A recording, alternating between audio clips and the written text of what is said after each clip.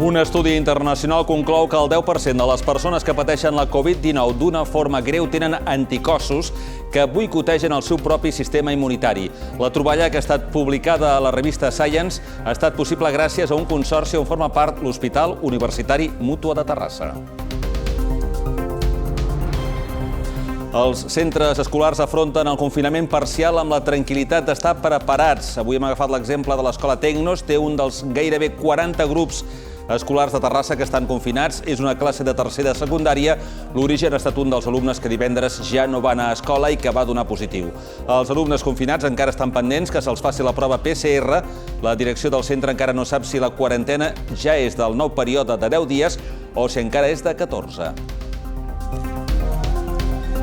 Terrassa ha estat declarada Ciutat Europea de l'Esport 2021. El reconeixement l'ha comunicat l'Associació de Capitals i Ciutats Europees de l'Esport, la qual ha tingut present que la nostra ciutat és un bon exemple de l'esport per a tothom com a instrument de salut, integració, educació i respecte.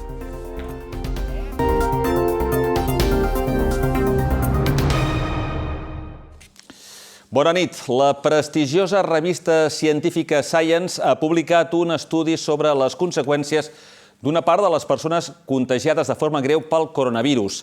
Es tracta d'un treball a nivell mundial on també ha participat l'Hospital Mútua de Terrassa, el qual mostra, entre d'altres aspectes, que estem davant d'un virus que no actua per igual entre els que el pateixen. Un estudi internacional conclou que el 10% de les persones que pateixen la Covid-19 d'una forma greu tenen anticossos que boicotegen el seu propi sistema immunitari. La troballa, que ha estat publicada a la revista Science, ha estat possible gràcies a un consorci encapçalat per l'INSERM de París i la Universitat Rockefeller i en el que hi han participat diversos centres estatals, entre ells l'Hospital Universitari Mútua Terrassa. L'estudi s'ha fet a 3.000 persones, entre pacients greus, lleus, casos asimptomàtics i individus sans. Entre els casos greus, un de cada 10 té bloquejada l'acció de l'interferó, una proteïna que s'activa quan hi ha una infecció vírica. Això passa per una alteració genètica o perquè tenen anticossos que la bloquegen, una mena d'autoanticossos. En el fons, la conseqüència és la mateixa. Sí. És a dir, és la manca de resposta immediata, és el que se'n diu la immunitat innata o intrínseca de l'individu, i, per tant, deixes d'alguna manera indefens a la persona perquè no té el seu sistema més immediat de defensa contra el virus i això és el que pot provocar, en ocasions, la mort fins i tot de persones joves. Aquest descobriment el que permetrà és aplicar tractaments diferenciats i personalitzats a aquestes persones. Una alternativa és la plasmafèresis, una altra seria certs tipus d'interferons que no són els que inhibeixen aquests anticossos. En definitiva, tindríem un avís que penjaria una etiqueta en aquelles persones que ens permetria actuar d'una forma molt més immediata i més ràpida per evitar precisament la mala evolució que a més va a vegades amb hores d'aquesta situació. L'estudi revela la importància de l'interferó en la lluita contra la Covid-19. De les 663 persones amb símptomes lleus, cap tenia aquests autoanticossos. De les més de 1.000 sanes, només 4. I a tot això ja són 37 els grups escolars confinats per casos de Covid. Segons dades d'aquest dimecres al vespre, són 26 de primària, 10 de secundària i un d'educació especial, l'Escola Fàtima. Les escoles Agustí Bartra i el CIM són les úniques amb 3 grups a casa. El Departament d'Educació ha activat el portal Traça Covid, on cada centre educatiu actualitzarà diàriament la seva situació. Es pot cercar l'escola per nom o mostrar tots els centres d'un municipi. Segons aquest portal, les escoles de Terrassa tenen confinades 817 persones, entre alumnat, professorat i resta de personal. Entre tots els centres, 63 persones han donat positiu de coronavirus.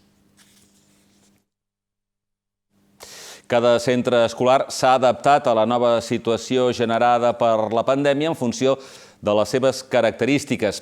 Hem agafat, per exemple, el cas de la Tecnos. L'ampliació que van fer fa uns anys els ha permès reorganitzar molts espais i reduir les ràtios en alguns grups. L'escola Tecnos té un dels gairebé 40 grups escolars de Terrassa que estan confinats. És una classe de tercer de secundària. L'origen ha estat un dels alumnes que divendres ja no va anar a escola i que va donar positiu. Ni la família ni el CAP, on va fer la PCR, van informar al centre que se'n va assabentar dimarts quan van trucar a la família de l'alumne. El Departament de Salut no va donar l'ordre de confinament de la vintena d'alumnes a la seva classe fins dimecres al matí. Ens van dir que de moment els nanos havien de seguir aquí a l'escola i que ens donarien instruccions de cara al confinament. Es va acabar el dia i les instruccions no havien arribat, per tant vam esperar l'endemà al dematí i l'endemà al dematí tampoc no arribaven, malgrat a la premsa ja havia sortit que teníem un grup confinat. Els alumnes confinats encara estan pendents que se'ls faci la prova PCR. La direcció del centre encara no sap si la quarantena ja és del nou període de 10 dies o si encara és de 14. En aquest cas, els alumnes ja podrien tornar a classe dilluns. Mentrestant, la Tecnos ha muntat una càmera a l'aula de tercer d'ESO perquè el professorat pugui fer les classes i l'alumnat seguir-les des de casa. No pot ser una classe exactament igual, no és de la mateixa durada, no és una classe de faig classe, sinó planteja una sèrie d'activitats, de reptes, de propostes per fer al llarg de la setmana amb una de les meves hores de classe. I les altres hores que tinc d'aquesta matèria o d'aquest àmbit, doncs els nanos es poden connectar amb el professor i fer-li preguntes, resoldre dubtes. A secundària, l'escola Tecnos ha pogut passar de 2 grups de 30 alumnes a 3 grups de 20. Això ha suposat reorganitzar molts dels espais del centre i sort n'han tingut de l'ampliació que van fer fa pocs anys. Ara, fins i tot, poden fer alguna classe als porxos de l'edifici. El conseller d'Empresa i Coneixement, Ramon Tremosa, s'ha reunit aquest dimecres a la tarda amb el comitè executiu de la CECOT. Tremosa també ha signat el llibre d'honor de la patronal. A la trobada hi han participat el president de la CECOT, Antoni Abad, a més del secretari general David Garrofer i altres membres del comitè executiu de la CECOT. També hi ha assistit el president de la Cambra de Comerç de Terrassa, Ramon Talamàs.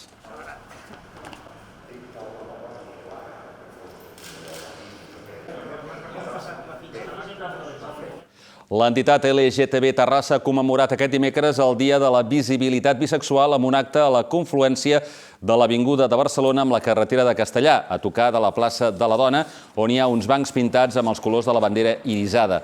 Un representant de l'entitat ha llegit un manifest per reivindicar els drets del col·lectiu i donar a conèixer la seva situació.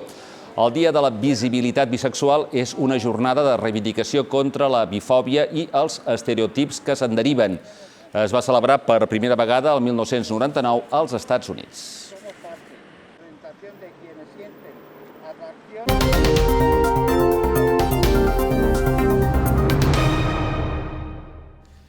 Terrassa ha estat oficialment nomenada com a Ciutat Europea de l'Esport 2021 per l'Associació de Capitals i Ciutats Europees de l'Esport. La notícia ha estat comunicada pel president d'ACES Europa en una carta adreçada a l'alcalde de la ciutat, Jordi Ballart. Terrassa ha estat oficialment nomenada com a Ciutat Europea de l'Esport 2021 per l'Associació de Capitals i Ciutats Europees de l'Esport. La notícia ha estat comunicada pel president d'ACES Europa en una carta adreçada a l'alcalde. ACES Europa ha destacat que Terrassa és un bon exemple de l'esport per a tothom com a instrument de salut, integració, educació i respecte, valors que coincideixen amb els principals objectius de l'Associació Europea. L'entitat alhora destaca la política esportiva municipal a nivell d'equipaments, programes i activitats. ACES Europa ha valorat les infraestructures, les instal·lacions i les activitats esportives que es fan a la ciutat, així com d'altres aspectes com la facilitat d'accés a l'esport, els clubs i associacions esportives o les iniciatives per a la salut i la integració social a través de l'esport. El 29 de juny del 2017, la Junta de Portaveus va aprovar presentar candidatura a Ciutat Europea de l'Esport. Des d'aleshores, els serveis d'esports i relacions internacionals han treballat per elaborar la candidatura ara reconeguda.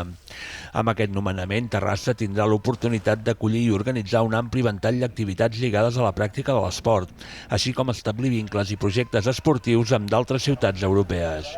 Des de l'any 2001, l'Associació de Capitals i Ciutats Europees de l'Esport, amb seu a Brussel·les, assigna els títols de capital europea, comunitat i ciutat de l'esport a ciutats entre 25 i 500.000 habitants. El reconeixement té vigència durant un any. Nova victòria del Terrassa a la pretemporada ha estat per 3-0 en l'amistós disputat aquest dimecres a l'Estadi Olímpic davant del Castellà.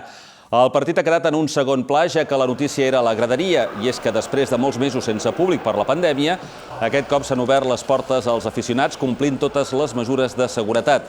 Tots ells s'han concentrat a la zona de tribuna, una imatge insòlita en un partit amistós de pretemporada entre setmana. Diumenge, nou amistós del Terrassa Futbol Club al camp de l'Igualada, a les Comes.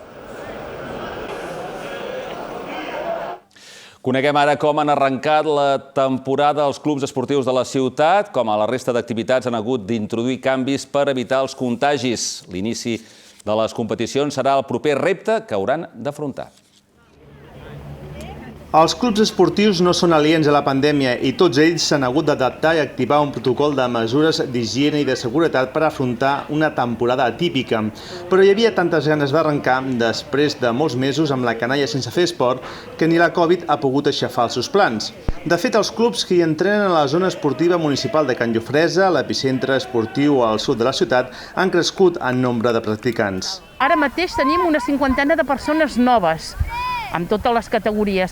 Per tant, estem molt contents. Hem posat en marxa un protocol que és molt, molt rigorós i suposo que això el vam enviar a les famílies i això els ha donat un cert grau de tranquil·litat. En aquest aspecte nosaltres estem molt contents perquè hem augmentat d'equips.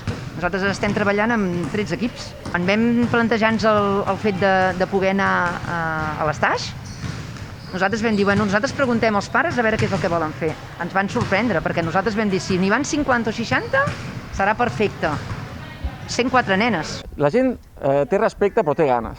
El problema és que les normatives que hi ha actuals són molt restrictives, més del que haurien de ser.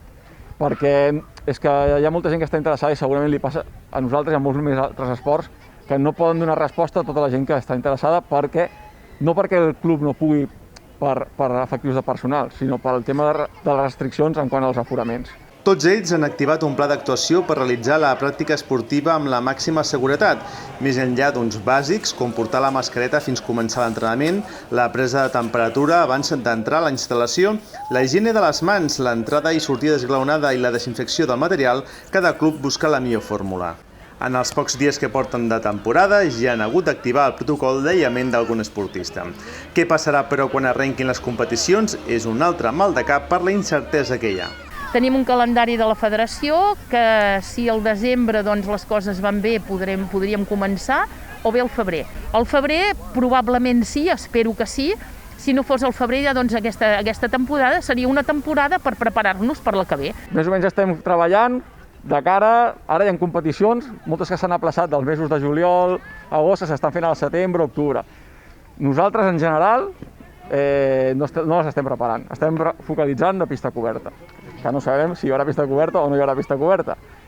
Però, ara hi ha incertesa segur, d'aquí 3-4 mesos no ho sabem.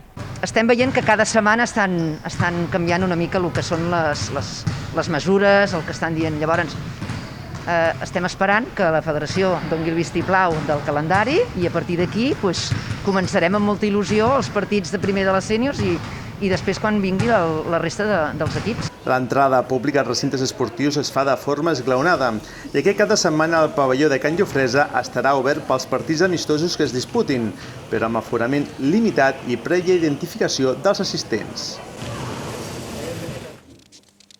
El Club Natació Terrassa i Salt Idiomes han arribat a un acord per renovar una temporada més el patrocini amb les seccions de futbol i bàsquet de l'entitat.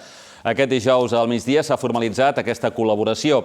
La relació va iniciar-se a la campanya 2014-2015 amb un primer conveni de 3 temporades que afectava només la secció de futbol. La primera renovació de l'acord, vigent les campanyes 2017-2018 i 2018-2019, va suposar l'extensió del patrocini a la secció de bàsquet, conveni que va perllongar-se també durant la temporada 2019-2020. El conveni contempla la presència del logotip de Salt Idiomes en la samarreta principal de tots els equips, així com altres elements de promoció i visibilitat de l'empresa dins el club.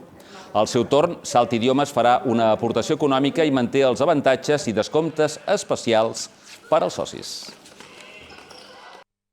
El que volem és remarcar que el fet que hi hagi empreses de la ciutat que en aquests temps tan difícils, tant pel sector esportiu com pel sector de l'empresa i també, com no, per tota la societat en general, que hi hagi empreses com aquesta de Salt Idiomes que apostin per ajudar al sector de l'esport. Reforçar el vincle que tenim amb el Club Natació Terrassa i amb l'esport en general, sobretot per poder contribuir en l'esport de base. moltes vegades oblidat i amb poca repercussió als mitjans, però que fan un gran servei a l'ombra.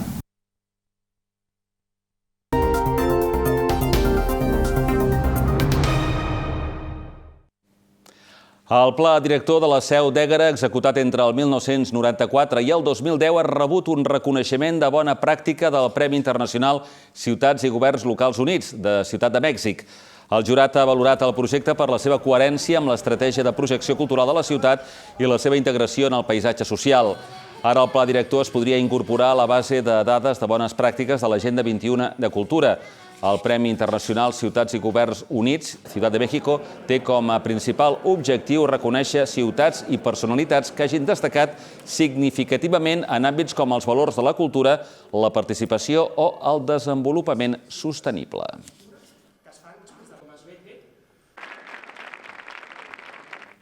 I ara música, noms propis: Pau Vallvé, Maria Arnal, Ginestar i Meritxell Nederman encapçalen el cartell del retorn del cicle Terrassa Música Moderna. La temporada arrencarà d'aquí a un mes, el 25 d'octubre, per acomiadar-se 2 mesos després a la Nova Jazz Cava. Tant de bo a tots aquests inútils se'ls parés el cor. Tant de bo. Pau Vallvé inaugura la temporada de concerts de Terrassa Música Moderna el proper 25 d'octubre per presentar el seu darrer treball, La vida és ara. Ho fa amb un canvi d'escenari. Inicialment s'havia programat per la Nova Jazz Cava, però la demanda d'entrades ha fet que l'actuació es traslladi al teatre principal. És un exemple que la música en directe segueix tenint molta tirada, tot i la situació de vigilància i precaucions que imposa la pandèmia. En aquest context difícil, però, Terrassa Música Moderna aposta per un programa que en res es diferencia d'altres anys. Noms consagrats de la música catalana on també hi ha lloc per a nous valors que actuaran majoritàriament a la Nova Jazz Cava. A Pau Vallvé el seguiran Maria Arnal i Marcel Bagès, un duo que va acaparar premis fa 3 anys amb 45 cerebros i un corazón i que preestrenarà el seu nou disc, també al Teatre Principal, l'1 de novembre.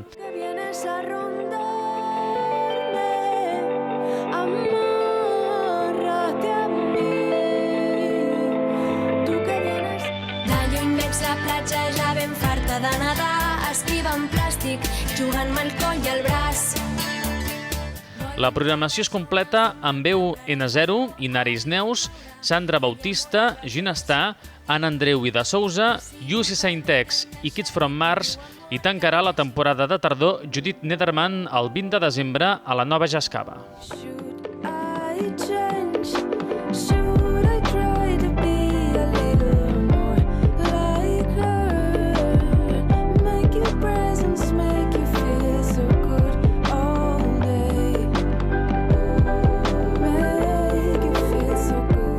I acabem parlant de Marienca Bellostes. Ha presentat aquest dimecres als Amics de les Arts la seva darrera novel·la, La fundària de les arrels. L'escriptor terrassenca ha llegit al públic assistent els fragments més significatius del seu darrer treball, que ens porta a finals del segle passat. El llibre explica la història d'una jove nascuda en ambients rurals que té la valentia de deixar la seva terra natal, fugir d'un pare autoritari i d'un matrimoni arranjat per seguir l'home que estima fins a una ciutat industrial. Marienca Bellostes va publicar el 2015 La nena de la casa de la Bauma, novel·la amb la que va guanyar el Premi Fiter i Rossell de novel·la, el més important de la nit literària andorrana. Doncs amb Marienca Bellostes tanquem l'informatiu. Gràcies per fer-nos costat durant tota aquesta estona. Que vagi molt bé. Bona nit.